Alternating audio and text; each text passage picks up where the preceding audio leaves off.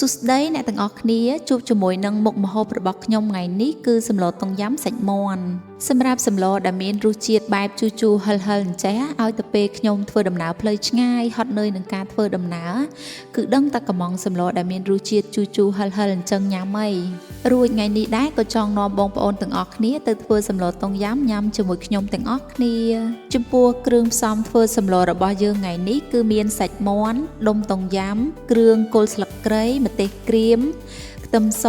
រំដេងស្លឹកក្រូចផ្នែកបន្លែវិញគឺមានផ្សិតប៉េងប៉ោះខ្ទឹមបារាំងនិងជីរណា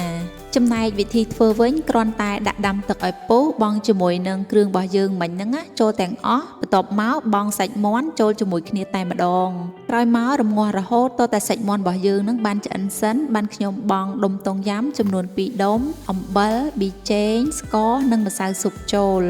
ចំពោះដុំតុងយ៉ាំ2ដុំនេះគឺធ្វើឲ្យទឹកសម្លរបស់យើងនឹងគឺមានរសជាតិជូរល្មមឆ្ងាញ់តែម្ដងដោយមិនចាំបាច់ថែមក្រូចឆ្មាឬក៏ទឹកអំពិលទុំអីទៀតទេហើយនៅពេលបង់គ្រឿងទេសចូលសព្វគ្រប់រួចទើបខ្ញុំបង់បន្លែផ្សិតហ្នឹងចូលមុនគេទុកវាឲ្យបានមួយពុះ